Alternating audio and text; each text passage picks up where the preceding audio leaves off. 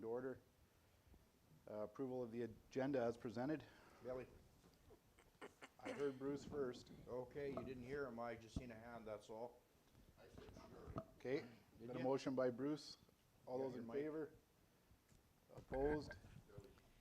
Carried. Any additions to the agenda? We have the Edgerton Bolorama as an addition under administration. E. Okay, need a motion to accept the addition. Billy. Bill, thank you, Bill. All those in favor? Opposed? Carried. Council meeting minutes of May 20th. Any errors or omissions? Richard, you make the motion. Thank you. All those in favor? Opposed? Carried. And council meeting minutes, special meeting of May 30th. Yep. Oscar, thank you. Are you there? All those in favor? Opposed? Carried. Okay, we have a delegation coming in at 10 for a presentation. And new business.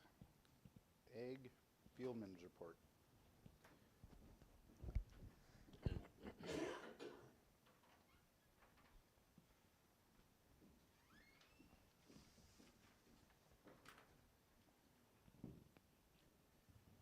Morning. Morning.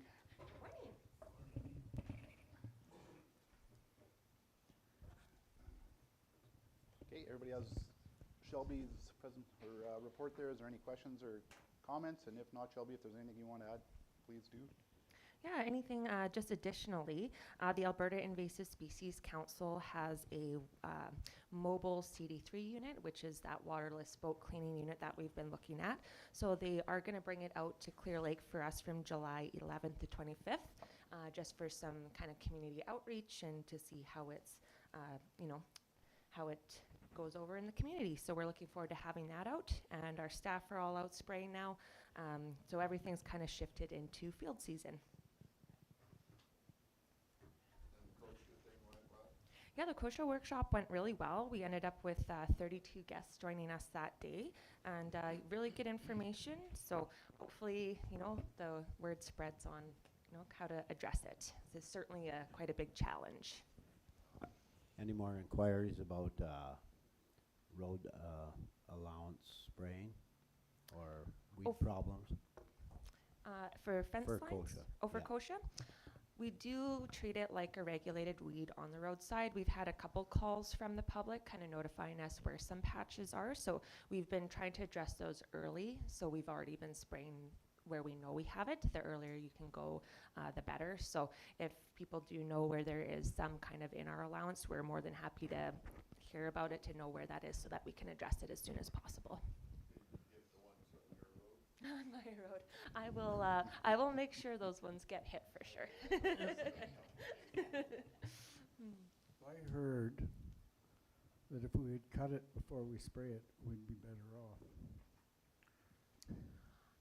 Well, I mean, if we get it while it's quite small, Yeah. That's ideal. And But to if cut it, well, it's before it goes into bloom, Mhm. so it goes directly into the plant and the roots. So just to go out and spray, I'm wondering if we shouldn't be having it mowed prior to spraying if we know we have a bad road.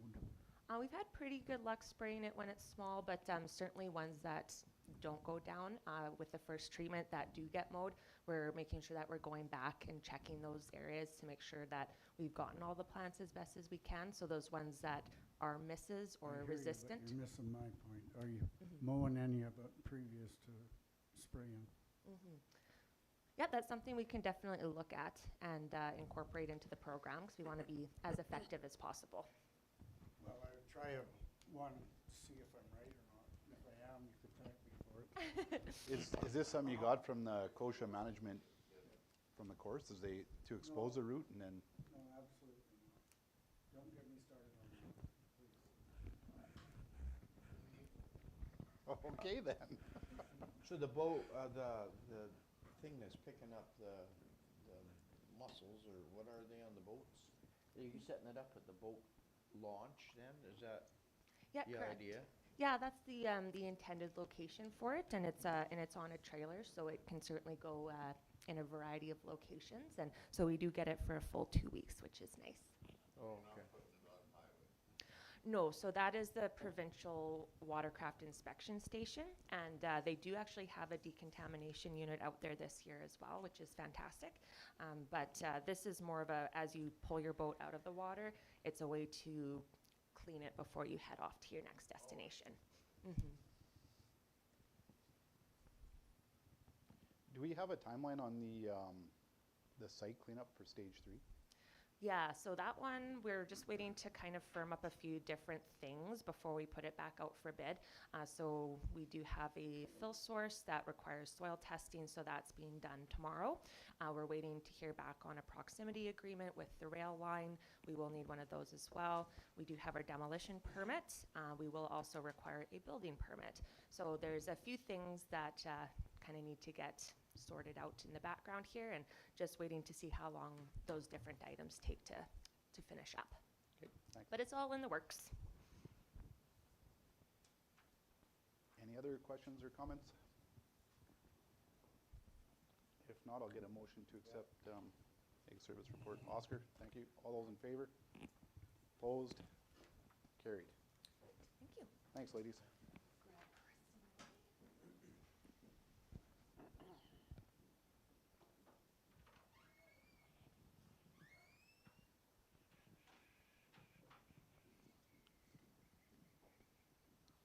Reason I mention that is because we've been trying it on our own to get rid of kochia. And, the way they're spraying it right now, they go across it. Kochia has to be sprayed from both sides, all 4 sides basically. If it doesn't hit on one side or the other, that plant doesn't work. So the way we're spraying it right now isn't effective? It's ineffective.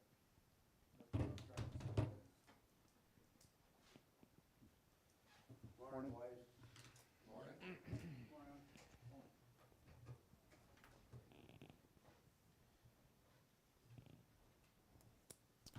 Okay, we got the Public Works report in front of us. Any questions or comments? Or if there's anything you'd like to add, Preston, by all means. Well, we're still trying to sort out the VFDs and Fabian and Green Shields. I think maybe get that circled today. Got a programmer coming back down today to hopefully get things sorted out. We upgraded from a 5 horsepower to a 10 horsepower VFD, so I think that was part of the issues. Although we used to have 5 horsepower VFDs in them, but I think technology advances, they get a little more sensitive, or obviously they got more sensitive because they kept failing, which causing us issues, which caused our last issue with the boil water advisory for a fail. Anyways, believe that we'll have that under control today, so we'll see how that goes. What's actually happening there, Preston, then? Well, what's happening is they don't want to run at 60 hertz for very long before they drop. Drop as in just shut Yeah, they down. shut down. They basically, they protect themselves. So, They don't start back up, or they Nope. won't? Nope. They won't. power loss. So then you get the alarm or whatever, and then you go out and you have to Yep. reset it? That's correct. So when one drops, it's not so bad because you got the other one running. But if the other one's running and it decides to drop and the other one's already dropped, then you got a zero pressure situation, so. So we've never had an issue like that before, so Not very often, but, I mean, it has happened in the past, usually thunderstorm, right? Power Yeah. interruptions, so yeah, on and so forth. yeah, I can see Not that. not when we're just on a regular day where there's no weird stuff going on, so. Is yeah. there a lot of watering right now with the Oh, dry yeah, conditions? 100%, yeah. Is that leading to a bit of the, Well, that's high demand, right? So the higher demand, the more the pump turns at a higher rate, yeah, increases your frequencies. That's what happens. Get your hertz up and then power loss. So So is it a parameter issue in the setup?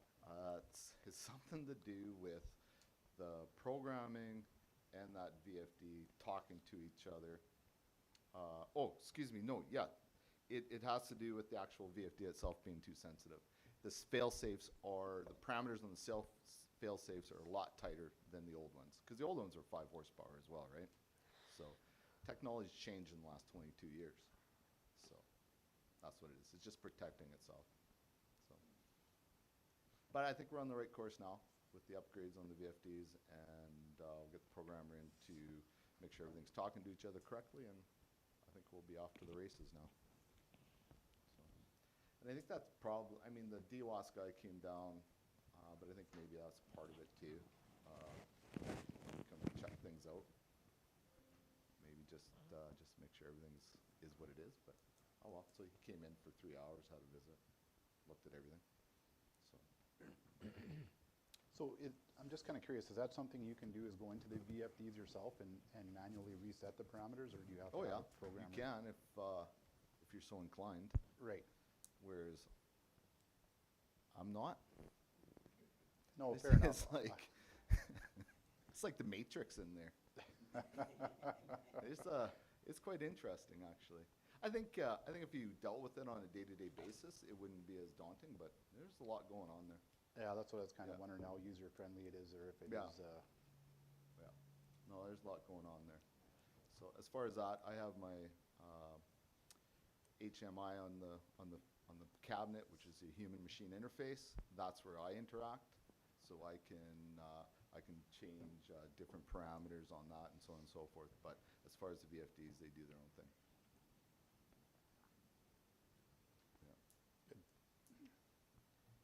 Yeah. Here the MD mowers out doing roadside mowers? Yep. Yep, we have our little route that we do. Oh, I see. Yeah, we always cut out it around Salt Lake, around Ripstone, around Clear Lake, around the Wainwright area, and out to Mista High and back. Been doing that for a long time. Update on the reclaimer.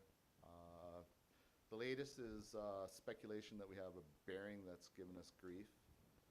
So the drum will have to come out of the machine in order to do the repairs. This will have to be taken to Edmonton for that repair to happen. Quote came in at about $44,000. That's just kind of speculation. Once they get into it, we'll see what happens after that. So I've made arrangements for the unit, I've made arrangements for the unit to be sent to the city today. Get things rolling on that. did they give you a timeline on completion, or a rough? You know, that's interesting. I didn't ask for. I'll have to ask for that. I can send an email out, but no, it's not in here. They have space to get it into the shop, is what they said in the email. So. Okay. Yeah. So you had some issues last year with, well, this year, last year's issues? There was some, when we were Well- going to put it on extended warranty, you said there was, The only issues we've had with the machine is a little bit of deformity in the drum, oh, okay. which hasn't slowed us down. So. And Is we it found related to another that? one? I don't know. We found another one to use? Yeah, yeah, I got one from SMS. So it's on site. We're using it today. First day? Yeah, first day. Yeah. Training, we trained on it yesterday, and today's the first day. Get rolling. Are they there too to? watch? SMS? Yeah. He was in yesterday. We went through the machine on Yeah. the road surface, went through all the applications and so forth. And then we was gonna touch base with us this morning, and he was Oh. thinking about coming down, to monitor, but we'll see what Tyler says when he calls him and go from there. And that's scraper number 4, that you got the fluid transmission, or fluid transfer. Yeah. Is that the second time this has happened? Not with this No, I think- particular scraper, but I believe No, I we think sent. it's like the 5th time this has happened. Is it? So that's Yeah. a common problem with those scrapers. Yeah, I think, 1, 2, 3, 4th time for sure. And how do you know when the fluid is building up in the diff? When we do our checks, then you see the fluid built up, right? So when you're checking your fluids.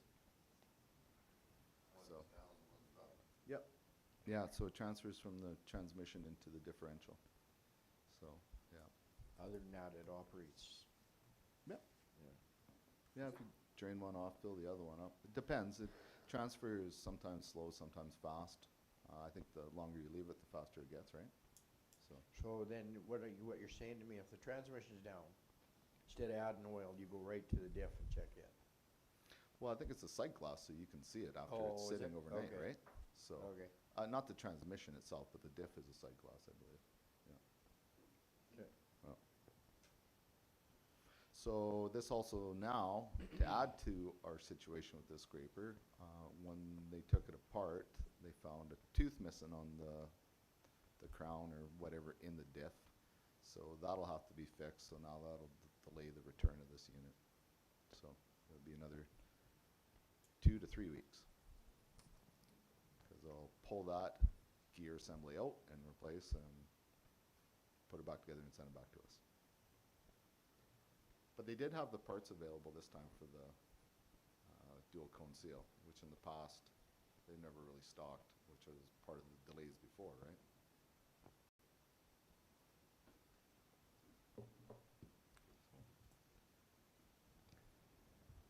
Okay, any other questions? We still having trouble with the wiring on them ones? No? No, I don't think so. That doesn't seem familiar to me. I think what was it, the Ks that we had from the first set of 627s we had? I think we had some wiring issues with those ones. We're replacing harnesses, yeah. But I think these ones on the 2019s, no, I don't believe we had any wiring issues on the 2019 models that I can remember. Are we looking at ordering a couple? Well, that's something we'll have to definitely have a hard talk on, because if we're gonna look at keeping the fleet at 6, then we need to order, and probably in the next month to 2 months, probably 2 months, to have them delivered in the spring, if that's what we choose to do so. And that's same conversation with rotary mixer, reclaimer. We'll probably have to look at putting that on order to have it delivered for, you know, an April arrival of 2026 as well.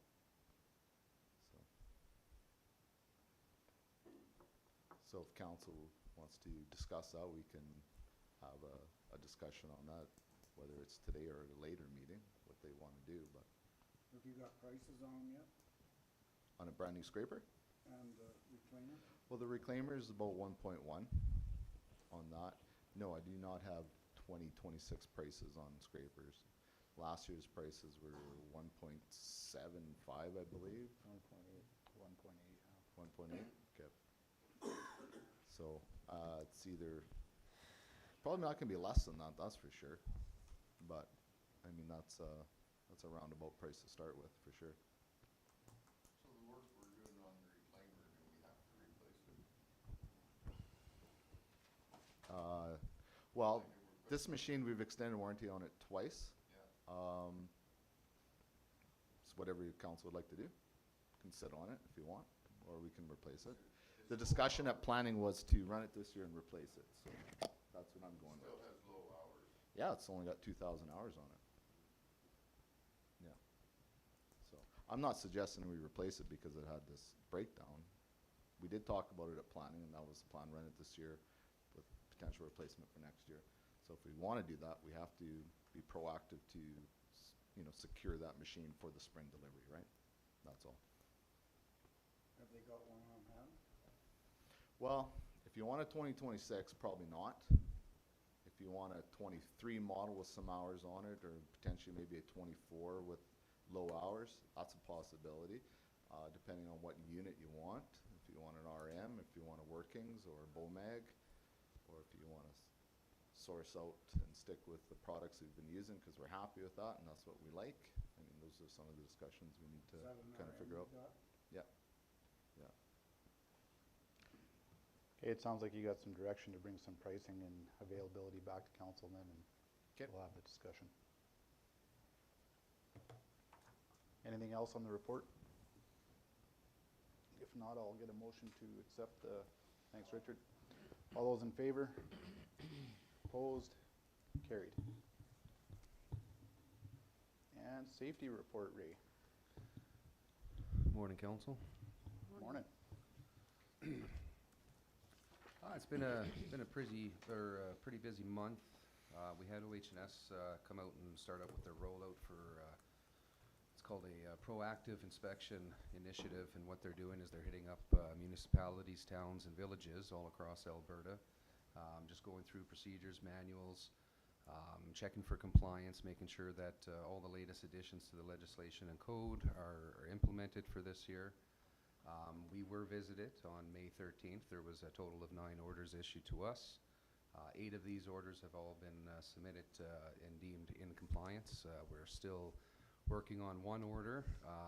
It's in regards to our noise exposure procedures, where we have to have an industrial hygienist come in and do some noise mapping, and then sign off on a hygienist report for our review. Once this is done, we have them lined up coming this Friday to complete this task. Once it's all said and done, we'll send it out to OH&S. They'll review it and then come back with the wording on the compliance order. Pretty confident that once this is submitted, that we'll be all in compliance. You may have noticed a few extra items being purchased this past month, all part of the orders that were issued, including eye wash stations that have a consistent flow of at least up to 15 minutes for some of the products that we carry under our SDS manual, calls for that. Also flammable storage containers for our shops for aerosol cans that are sitting on the shelves must be kept in these flammable storage containers at all times unless they're in use.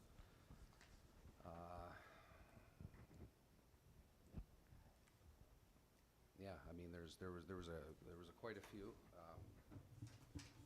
I can go over if council wants what orders were actually in place.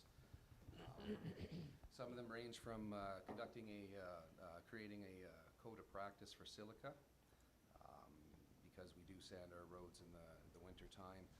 Another example OH&S had given us is out on construction on the gravel roads, because on windy days and the equipment driving back and forth, the dust that's created on this has a potential of silica in the atmosphere. Therefore, we needed to create a code of practice for silica, which we did. They approved. It'll be presented to you for our new safety manual update for this season. We can review it all then. We can review it prior to if you wish, but that will be one of the amendments that we do on our safety manual. Creating a dispute terms of reference for our health and safety committee. In the event that the 2 co-chairs can't come to a conclusion, what's our dispute term of reference? So we had to create a point of reference on that. And then, a couple of other minor, I don't want to say minor, but a couple of other smaller items too. Safeguards for certain pieces of equipment.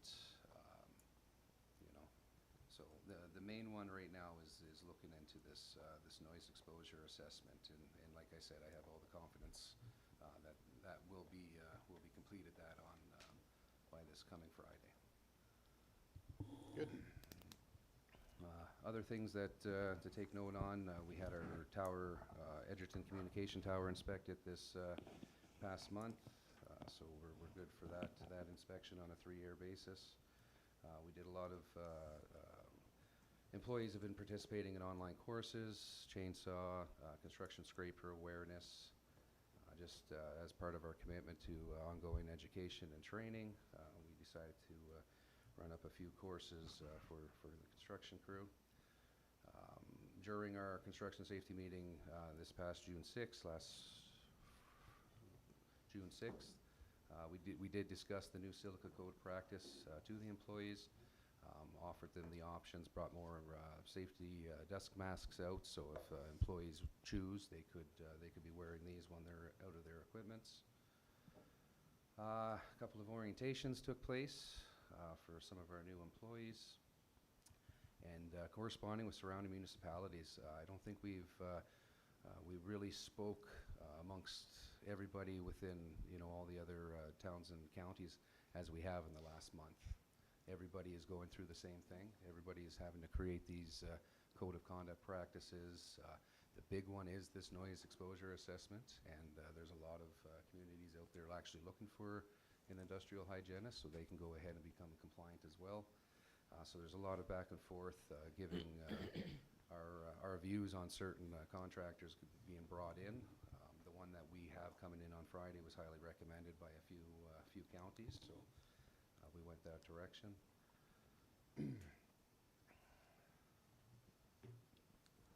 Good. Any questions on the safety side of things? Ray, just to switch it up a little bit, Yeah. did we, I was just down at Riverdale the other night there, and I noticed, well, it's not that it's nothing new, that when they whip the grass around the building, and they've got all the vinyl gone, did we not discuss changing that, or have you come up with a plan there to repair that, or? So I'm gonna add that for this upcoming, like the following budget, that'll be one of the things that I would like to do is reside that whole clubhouse itself. On the back, on the side, it is becoming more and more noticeable. As for the whippersnipping going around, I mean, they're, obviously it's being told, gotta be a little bit more cautious when it comes to that. We're noticing stuff though that's as high up as like 5 to 9 feet up in the air, and I don't know if that had something to do with the last storm. It wasn't something that I actually noticed right off the top of my head, but I did hear about the siding, and as I was looking at it, that's when I noticed even underneath the eaves and stuff like that, like we got chips coming out of that siding. So I don't think that's technically from the mowing or anything like that. I do believe that has something to do with the previous storms that we did have down there that were causing a little bit of havoc. However, I do plan on bringing something to council at the beginning of next season to go ahead and maybe we can reface that whole clubhouse. And what about the bathrooms at Fabian? So we're gonna, I talked to you earlier, Yeah. This season. We do plan on going in there, giving it another makeover, hitting up with additional paint on the inside, the outside.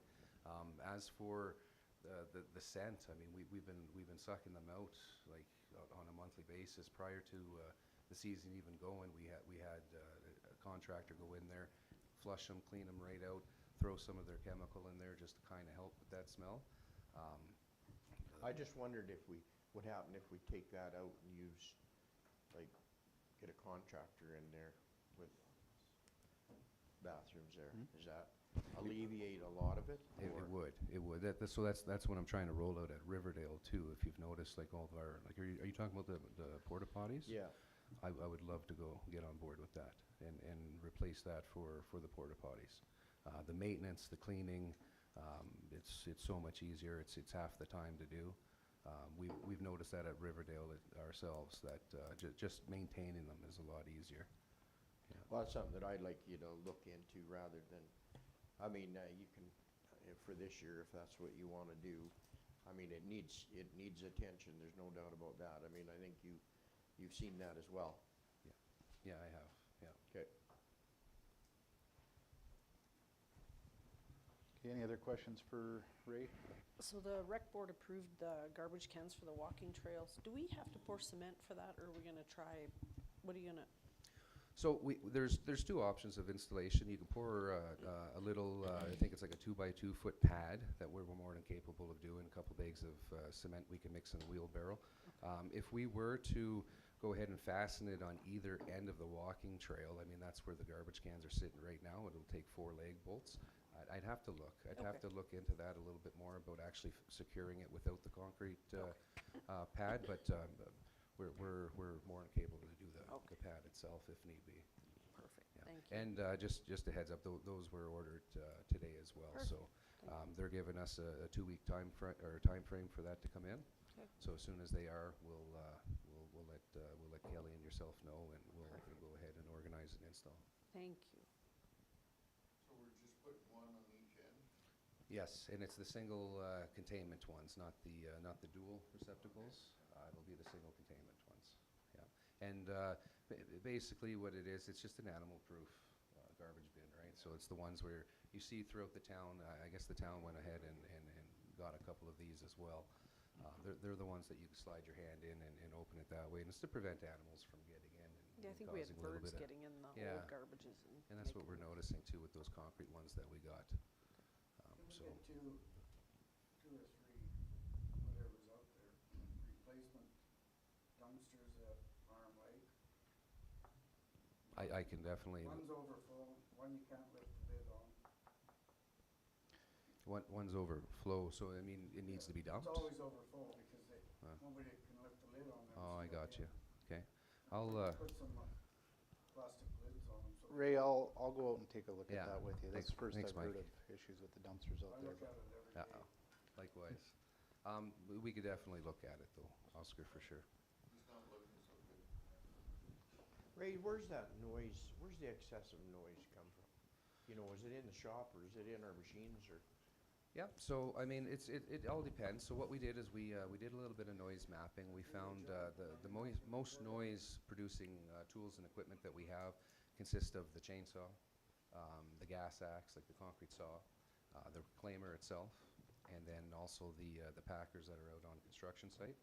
Now, what's good is when the operators are inside their scrapers and graders and anything that contains a cab, the decibels, we had that tested out too on high Yeah, that's rev. what I'm wondering. And the decibels are well below 70. So I mean, like, as for hearing protection while inside the cab operating, we're well below our threshold. So if they got air conditioning and they got the doors and windows closed, we're good with all our machinery. And that is what it was Except also the told. Packers. So Except what- that the Packers. What about the Packer? Yeah. Where's the problem? So with the Packers, I mean, with operating the Packers inside the cabs itself, the ones that have the cabs and are in, the operator could be in the containment, there's no issue for noise. It's the open concept cabs and on the Packers where you would require that hearing protection. We don't have that. Well, that's exactly it, yeah.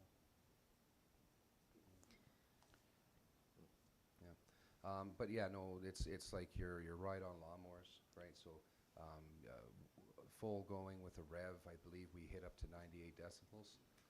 That would be almost dual protection that would be required, which means earplugs and ear muffs to be worn.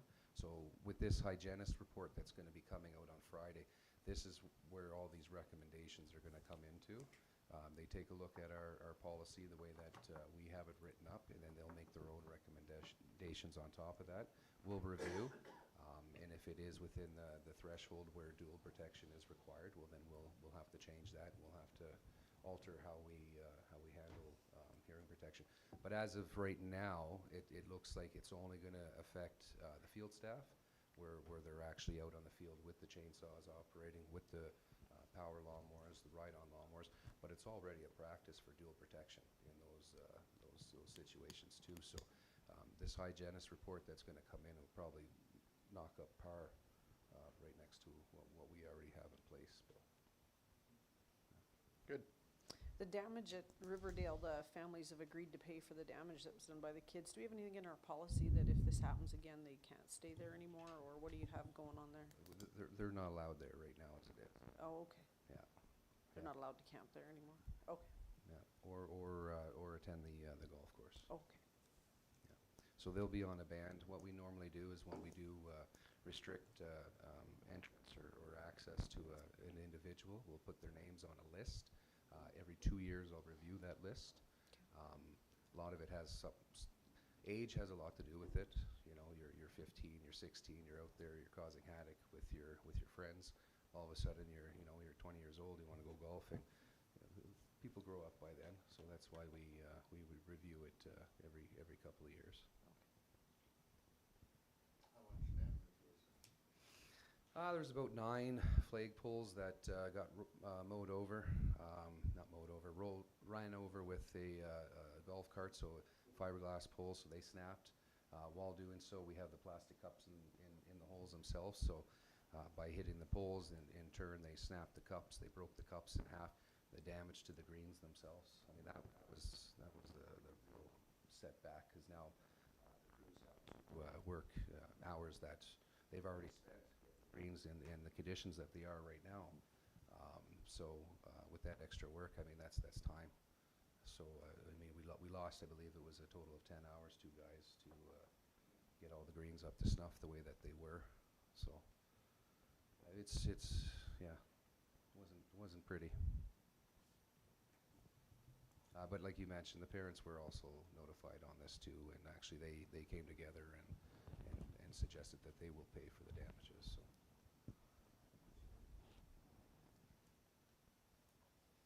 Any other questions?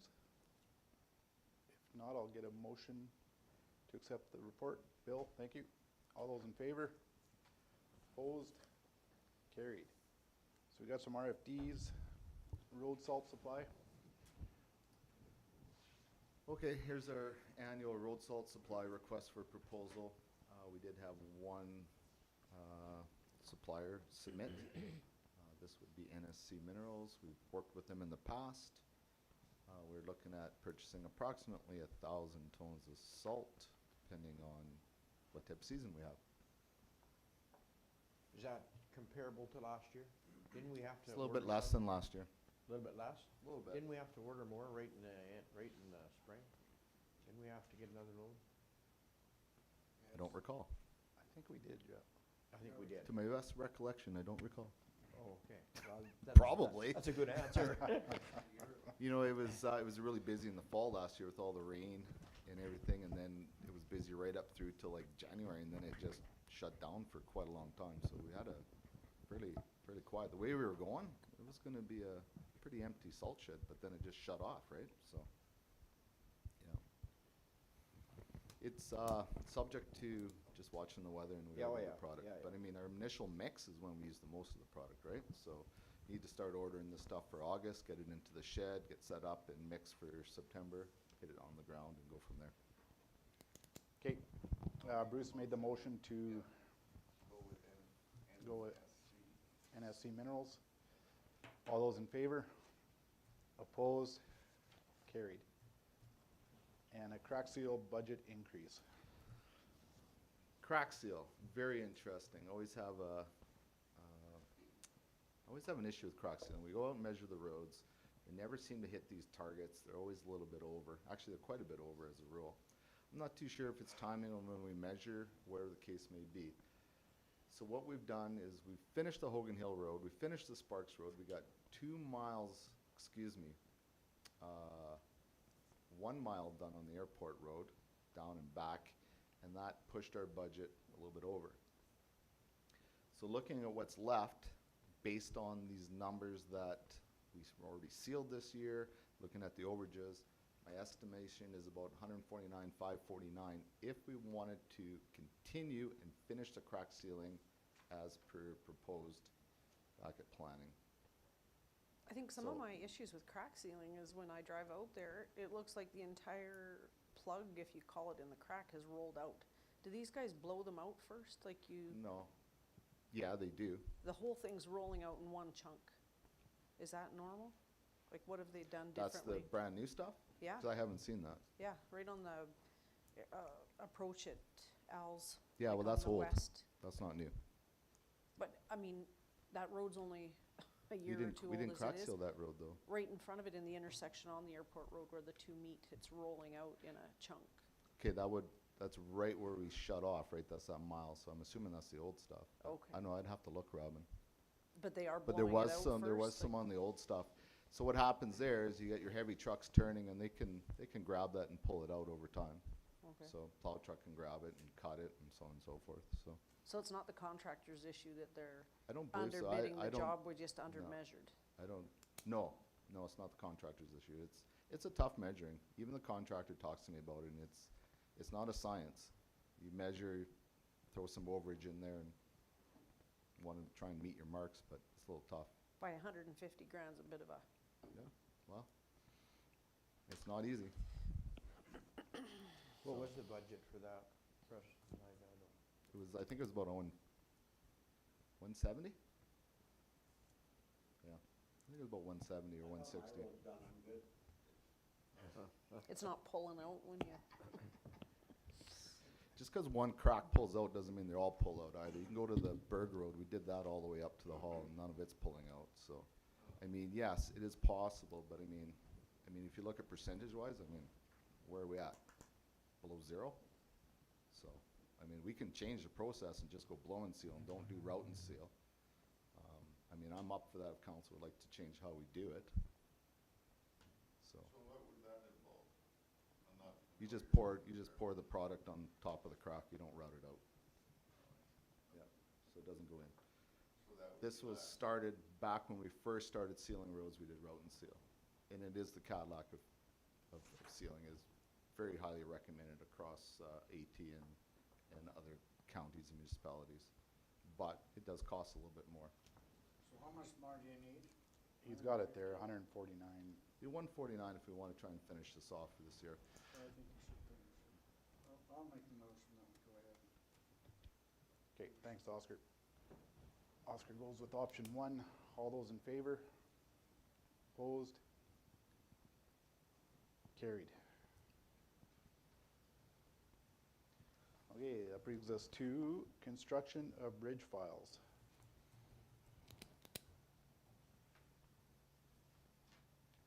So this is a Giggs and Watson Bridge? Yeah, Giggs and Watson Bridge. So as we discussed this before, we applied for the STIP funding, which we did not receive. So at this point, we can move to the tender process, or if council decides to go in a different direction. Just be aware, we have not put this in our budget, so we would have to look at the financial implications of adding it to the budget. Based on this is our rough estimate. That could be adjusted once the contractor's prices come in. It could be a little lower, it could be a little bit higher, so. Will we find a contractor to do this before the fall? Or is this something that we should wait It's till hard to spring? say. I don't honestly know for sure. I think so. I'm assuming that, The only time they do 'em, right? that they're out there, but I'll make a motion, we send it to tender. Okay, Oscar made the motion to go to tender. All those in favor? Opposed? Carried. Okay, thanks, fellas. thank you.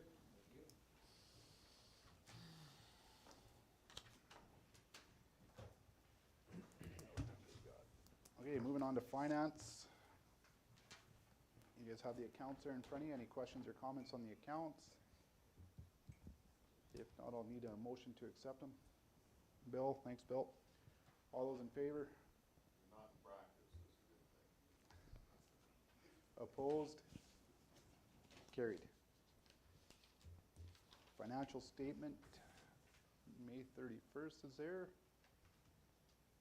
Need a motion to accept the financial statement as presented. Richard, thank you. All those in favor? Opposed? Carried. Reserves are there for your information.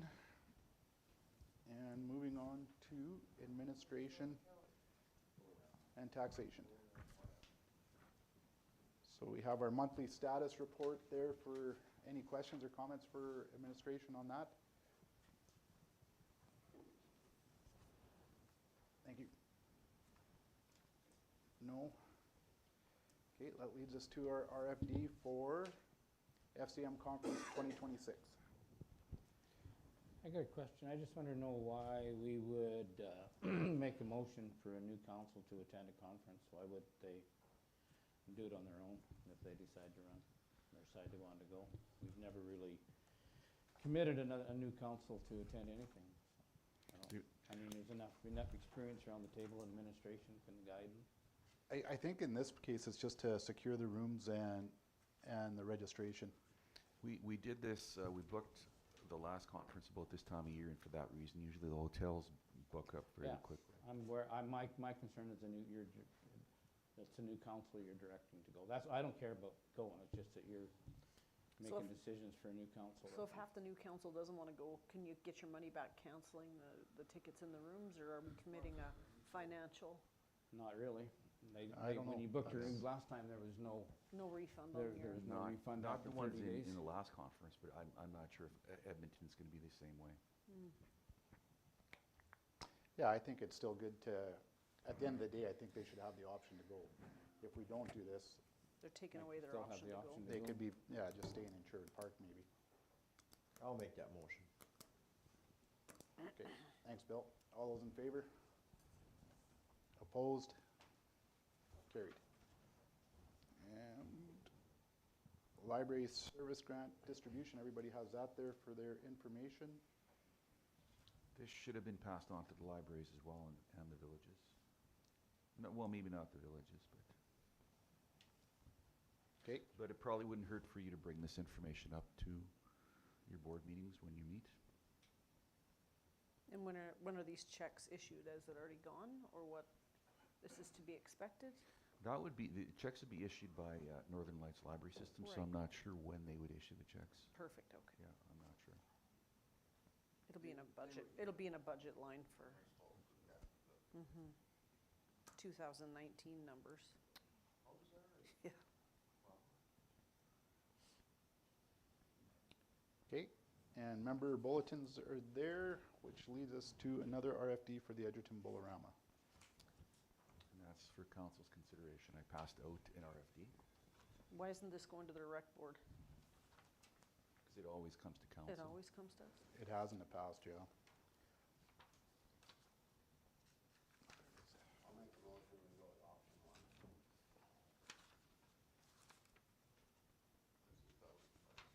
The reason it came from, we didn't have the money back then, but we started subsidizing them, Robin, to the tune of 75,000,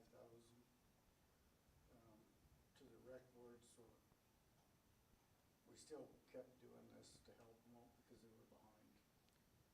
Yeah, we did, the last couple of years we've supported it, so. Yeah, well, we supported for that, since they started. Just if this came to our rec board, we'd want to see a financial statement and a need, right? Not just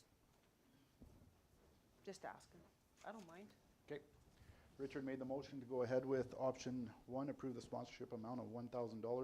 All those in favor? Opposed? Carried.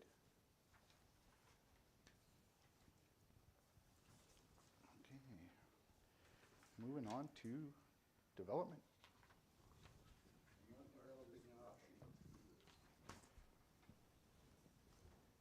I don't know about that. Can't get a garbage can out there to put my garbage in. Well, I drove over two bridges that seem to be working just fine, so Quit I taking don't your, know. quit taking your garbage from home. While looking at the garbage cans, eh? Good morning. Good Good morning. How are you guys today? Good. How about you guys? Good, thanks. Speak loud into your mic. Turn your head. Okay, we got Dana's report in front of us. Any questions or comments or anything you'd like to add, Dana? Nope.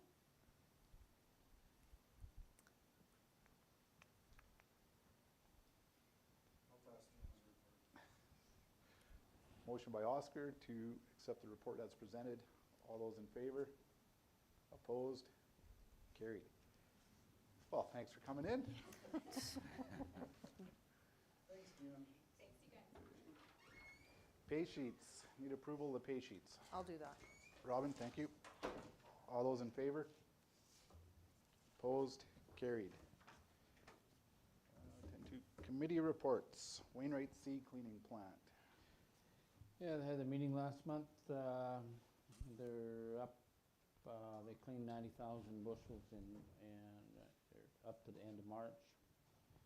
And signs they're about, had 51,000 on for April, May, and they think they're gonna hit their target of 175,000 bushels by the end of the season. So Good. that's about it. Thanks for the money, they said. I appreciate the 20 grand. Excellent. Edgerton, No meeting in May. fishing. No, they were farming. I don't know. FCS. We have a meeting this week, but I attended the seniors expo that was at the Prairie Rose, and it was really well done and put together. I think they had a lot of people walk through. A lot of programming this summer. It's busy. Prairie Rose seems to be Their a lot open better. house is this week. Yeah, it's very good. Open house is tomorrow. Mhm. Yeah, fun, Okay. Battle River Foundation. We had our meeting last night. We completed our government management board review and passed it.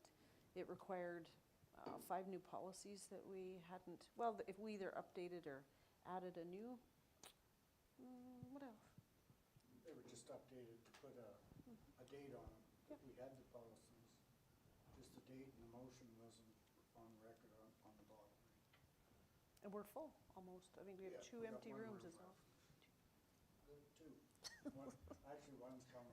Two. Yeah. Good. Landfill, Richard, go ahead. Yeah, we had a meeting, with, the new manager, two of them, Scott and Carol, and we put Shauna on full-time full-time salary, full-time work. And, that's about it. okay. East Central 911.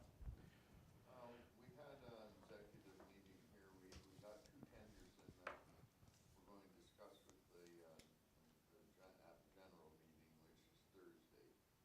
So then we should know which council we're going by and proceed from there. And the Community Health Foundation. We had our last meeting of the year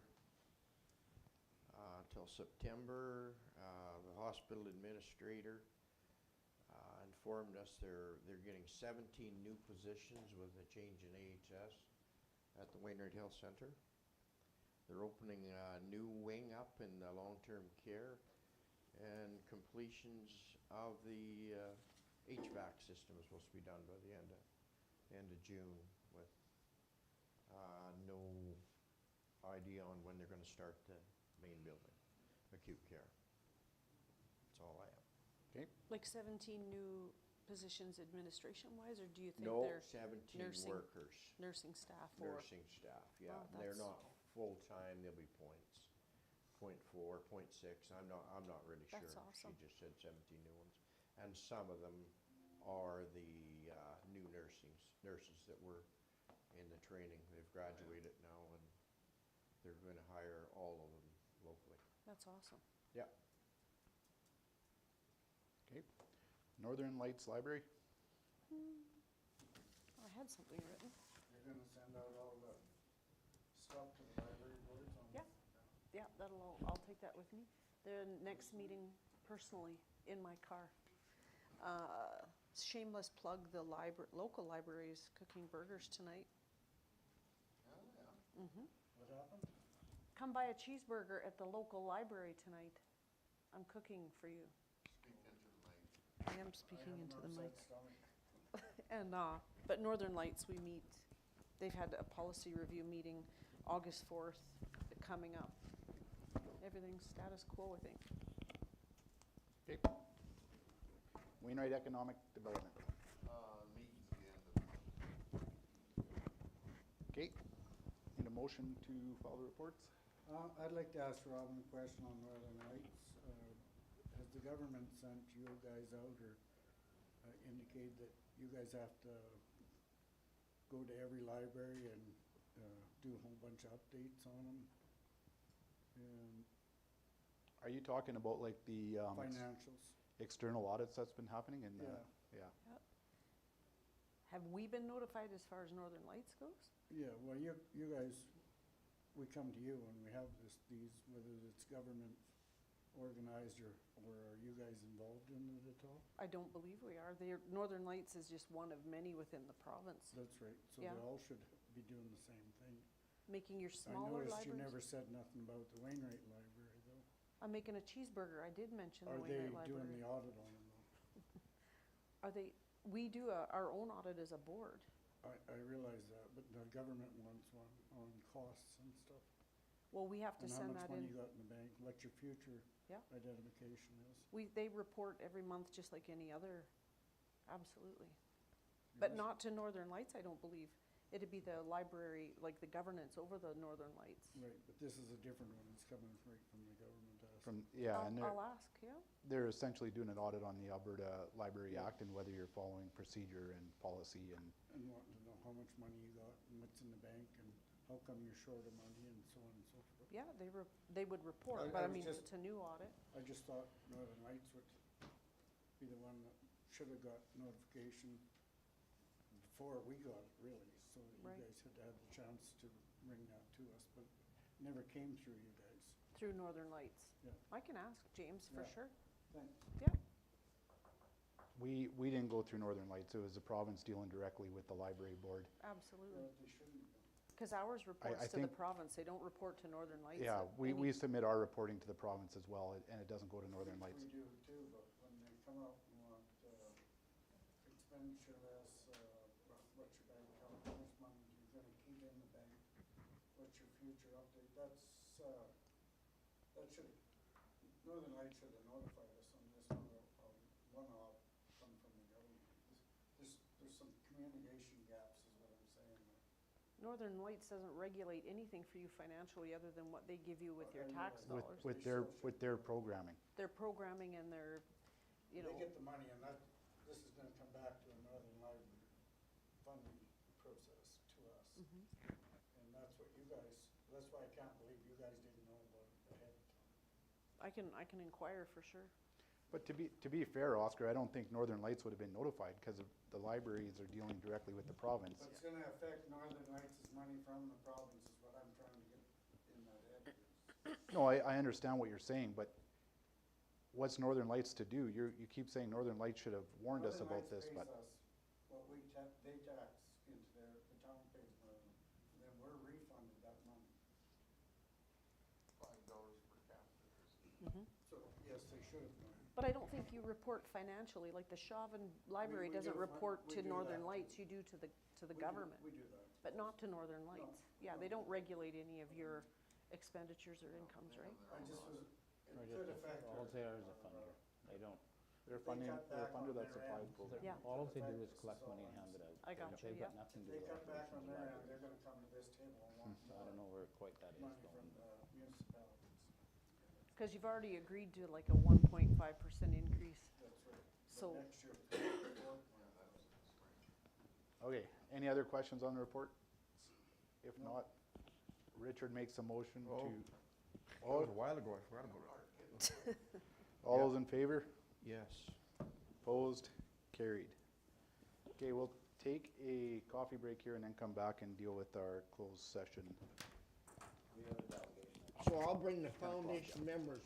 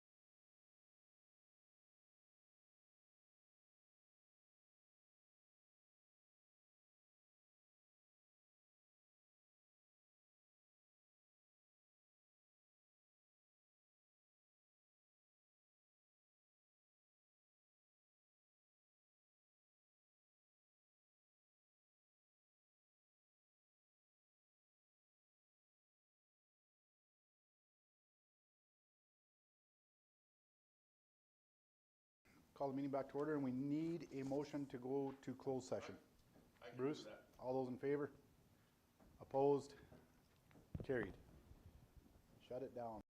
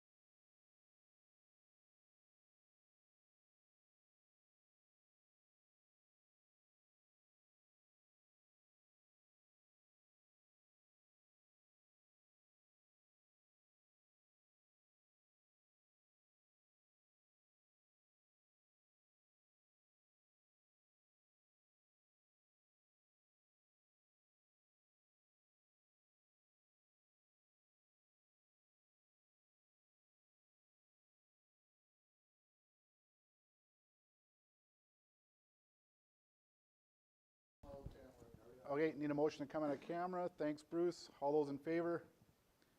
Opposed? Carried. Yeah. Do you have a roll number, or do we need that? Okay. Okay, I need a motion to enter the tax agreement as discussed. Richard, thank you. All those in favor? Opposed? Carried.